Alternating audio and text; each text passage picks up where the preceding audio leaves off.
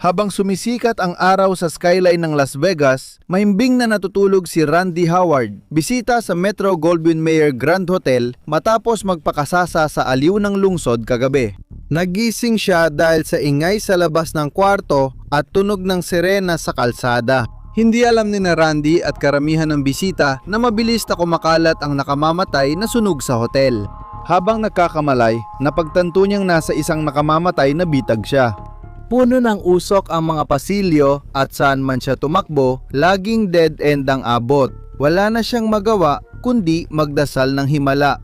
Ang sunog sa Metro-Goldwyn-Mayer Grand ay biglang sumiklab noong umaga ng Nobyembre 21, 1980. Nagsimula ito sa The Deli, isang serving station sa unang palapag ng restoran na walang tao at kararating pa lang ng mga manggagawa. Isang empleyado ng katabing coffee house ang nakakita ng kuryente at itim na usok mula sa kino board. Gayunpaman, pagtakbo niya para balaan ang kanyang mga superior, biglang nagliyab ang pader. Ilang minuto lang, hindi na makontrol ang apoy at namatay ang mga ilaw sa deli. Tinawagan ng security ng hotel ang bumbero alas 7:16 ng umaga.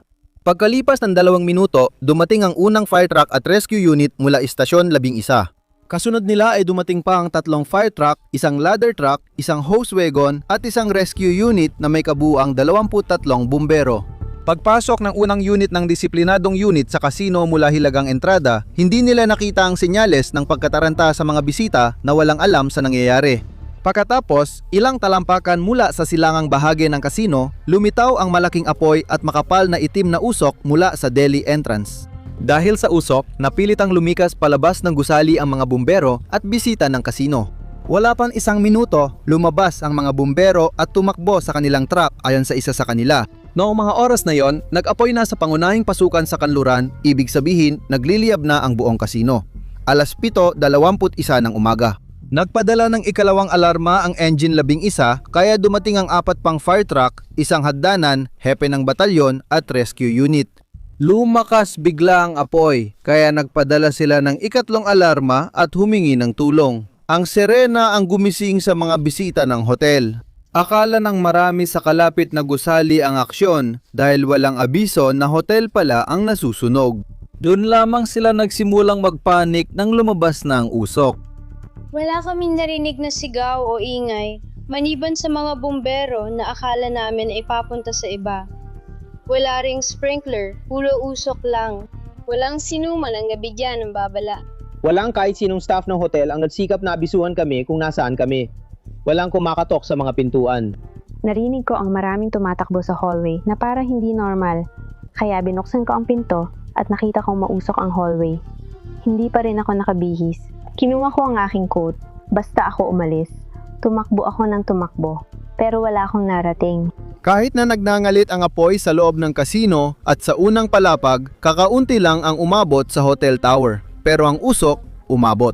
Malalaking dami ng nakalalasong usok at fumes ang kumalat sa mga hagdanan, elevator shaft, seismic joint at iba pang mga butas sa gusali.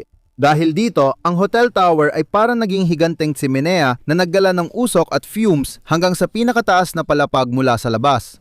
May usok na lumabas sa hilaga, kanlurang pasukan ng kasino at hagdanan ng hotel tower. Sinikap ng mga bumbero patayin ang apoy. Sa kasamaang palad, ang kakulangan ng mga bintana sa kasino ay naglimita sa dami ng posibleng pag-atake ng mga bumbero. 8 fire truck ang naglatag ng hose sa anumang bukas na lugar at nagbomba ng maraming tubig sa apoy. 2 ladder truck ang inilagay sa magkabilang panig ng hilagang pasukan para sagipin ang mga bisitang nagmadaling lumapit sa bintana at balkonahe. Huminga sila ng sariwang hangin habang pinupuno ng usok ang mga pasilyo at kwarto ng hotel para makuha ang pansin ng mga tagapagligtas. Isinabit ng mga bisita ang kumot sa bintana habang ang iba ay pinagdugtong ang mga ito para gawing pansamantalang lubid. Alam ng mga bumbero na kapag matindi ang takot, kadalasang padalos-dalos at puno ng adrenaline ang pagtakas ng mga bisita. Sa katunayan, may isa nang namatay kaya lalo silang nagsikap na panatiling kalmado ang mga tao. Ang nanay ko ay babasahin sa inyo na manatili kayo sa gusali, ang nanay ko ay babasahin sa inyo. Mahirap iligtas ang mga bisita mula sa 26 palapag na hotel dahil hanggang ika-9 na palapag lang abot ng mga truck na may hagdan, kaya nagpadala ng rescue team sa loob dahil alam nilang urgent ang sitwasyon. Humiling ang isang pulis na piloto ng helicopter sa dispatch center na magpadala ng lahat ng available na helicopter sa lugar. Pagsapit ng 8:30 ng umaga. Masigla ang langit dahil 20 helicopter ang nagmamadaling pumunta roon.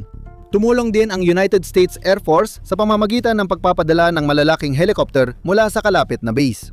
Sumunod dito ang isang dramatikong operasyon ng pagsagip at suporta. Tinatayang 300 katao ang nailigtas at inilipad mula sa bubong pa lang.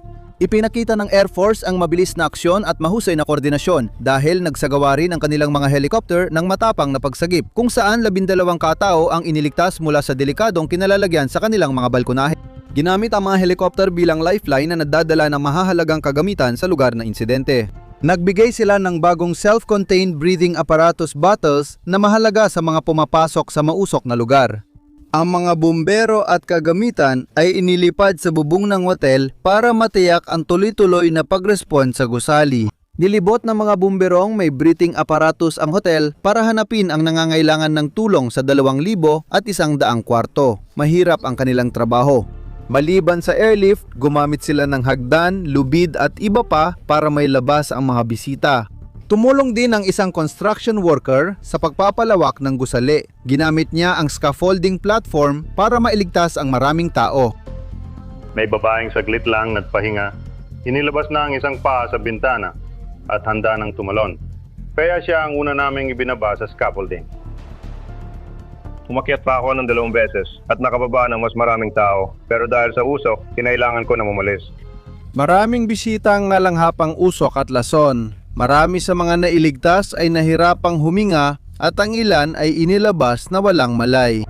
Nagmadaling pumunta sa Metro Goldwyn Mayer Hotel ang lahat ng ambulansya kung saan nagtayo ng aid station. Habang umaakyat ang mga bumbero sa itaas na palapag, naging malinaw na marami ang namatay. Sa usok at katahimikan, nakita nila ang mga bangkay sa iba't ibang lugar. Naging bitag ng kamatayan ang mabilis na pagkalat ng usok para sa maraming bisita. May ilang natrap sa hagdang mausok ng otomatikong magsara ang mga pinto sa likod nila, isang ironic na hakbang sa fire safety. Dahil sa matinding pagnanais na makalabas, kinamot nila ang pinto, kaya naiwan ang madugong bakas ng kamay sa pader ayon sa ulat ng balita. Namatay ang mga bisita matapos pumasok ang usok sa kanilang mga bintana habang humihinga sila ng sariwang hangin. Maraming biktima ang nasuffocate habang natutulog dahil nagbomba na nakamamatay na carbon monoxide ang air conditioning system sa kanilang mga kwarto, 10:00 ng umaga. Tinawag ng rescue team ang pari sa itaas na palapag para magbigay ng huling sakramento sa mga biktima. May mga eksenang talagang nakakaantig, tulad ng waiter nakakahatid lang ng almusal at nasa tabi ng tray niya. At may isang asawa na kasama ang kanyang mister, magkakbay ang kanilang mga braso. Napakalungkot nun. Samantala, sa ibaba sa kasino, matagumpay na nilabanan ng mga bumbero ang apoy sa loob ng 75 minuto na sa kontrol na ang pangunahing sunog. Gayunpaman, inabot sila ng 4.5 oras bago tuluyang naapula ang apoy. Bandang 1:00 ng hapon, hinila palabas ng kasino ang huling hose. Umabot hanggang 9:00 ng gabi ang pag-rescue sa mga biktima mula sa gusali. Sa huli, nakuha ng mga rescuer ang 85 na bangkay, 78 na bisita at 7 empleyado ng hotel. Bukod pa rito, mayroong 627 na nasugatan 500 at 88 na bisita, 25 na empleyado at 14 na bumbero. Karamihan sa mga namatay ay nasawi dahil sa paglanghap ng usok at pagkalason sa carbon monoxide. Ang tindi ng trahedya ay umagaw ng pansin ng buong bansa, ngunit higit sa lahat, nagdulot ito ng galit sa mga tao na humihingi ng kasagutan. Ang publiko at mga eksperto ay sabik na malaman kung paano nagsimula ang sunog. Bakit ito kumalat ng napakabilis? Posible bang ang isa sa top hotel sa Las Vegas ay walang pamatay sunog system para maagapan agad ang sunog? Maari kayang naabisuhan ng mga empleyado ang mga bisita na may sunog at nabigyan sila ng sapat na oras para makatakas? Determinado ang mga investigador na hanapin ang mga sagot sa mga tanong na ito. Ilalantad ng kanilang natuklasan ang madilim na bahagi ng karangyaan ng Las Vegas. Nagsimula agad ang investigasyon sa mga sanhi sa parehong araw pagkasupo ng apoy sa unang palapag. Ayon sa mga saksi, galing ito sa Delhi kaya doon naghanap ng ebidensya ang mga investigador. Sinabi nilang ang sunog ay nagmula sa depektibong kuryente sa wall-mounted na saksakan. Ngunit ano ang totoong sanhi? Kahit na higit $120 milyong ang ginastos sa konstruksyon, lumabas na nagtipid ang mga may-ari sa pagpapatayo ng pasilidad. Naglagay sila ng refrigerated pastry display case sa hotel-restaurant pagkatapos magbukas. Ang cooler ay nakakabit sa panlabas na cooling unit gamit ang copper pipe na dumadaan sa wall soffit. Dahil sa pag-vibrate ng cooler, paulit-ulit na nagkikiskisa ng copper at electric pipe kaya nasira ito. Bukod pa rito, dahil sa hindi maayos na pagkakabit, nagkaroon ng matutulis na gilid na naging dahilan para mapunit ang insulation ng kable ng kuryente. Dahil dito, ang mga nakalantad na kable ay namumula sa init at nagsisimulang mag-arc. Sa umaga ng sakuna, ilang oras nagkubli ang apoy bago ito sumiklab. Dahil sa madaling magliyab na kasangkapan at dekorasyon, mabilis kumalat ang apoy sa kasino. Ang mga gamit sa sugal, kisame at muebles na plastik na may salamin ang nagpasiklab ng apoy at lumikha na nakalalasong usok. Nang masunog ang kasino, bumagsak ang kisame at nabunyag ang hindi protektadong butas na nagpadali sa pag-akyat ng usok, ang tore ng hotel. Sana ay naiwasan kung nagpakabit ang mga may-ari ng hotel ng mga sprinkler at gumaganang fire alarm system. Nang itayo ang Metro Goldwyn Mayer Grand Hotel noong late 1960 dekada, sinunod nila ang fire code na nag-aatas lang ng sprinkler sa piling lugar. Ang deli kung saan nagsimula ang sunog ay dating bukas 24 na oras at walang sprinkler system dahil inaasahan ng mga empleyado na agad mapapansin ang sunog. Kalaunan, napagpasyahang isara ang restaurant sa gabi pero walang nadagdag na sprinkler. Noong na-update ang mga code noong 1978, hindi rin inatasan ng hotel na i-upgrade ang kanilang mga sistema.